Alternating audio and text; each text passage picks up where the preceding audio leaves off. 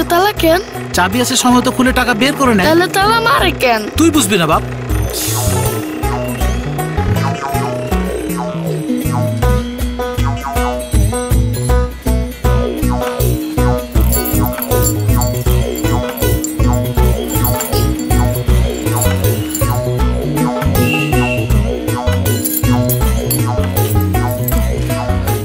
আজকে দুইটা শিকল। বুঝবি না বাপ, সাবধানে মাইন নাই, তাই মানতেছি।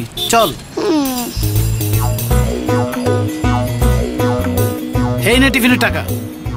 মানি ব্যাগও শিকল। বেশি কথা কইস না, চোর বাটপারে কি অভাব আছে নাকি? না ভাই, সবাই খারাপ না, অনেক ভালো মানুষও আছে। মানে? তাহলে শুনেন একটা সততার গল্প। এই হলো রাজবাড়ী ইসলামপুর সরকারি প্রাথমিক বিদ্যালয়ের সততা স্টোর।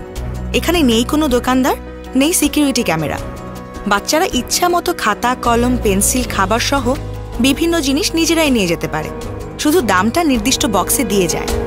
যে অপরকে ফাঁকি দেয় সে নিজেকেই ফাঁকি দেয়, এই প্রতিপাদ্যকে সামনে রেখে এবং শিশুদেরকে সৎ, যোগ্য, আদর্শ মানুষ হিসেবে গড়ে তুলতে আমি আমার এই সততা স্টোরের কার্যক্রম শুরু করেছি। আমি এই শিক্ষাদানের মাধ্যমে এবং ওদেরকে মোটিভেশনের মাধ্যমে আমি এখন দেখতে পাচ্ছি যে ধীরে ধীরে এই প্রতিষ্ঠানটি লাভের মুখ দেখছে।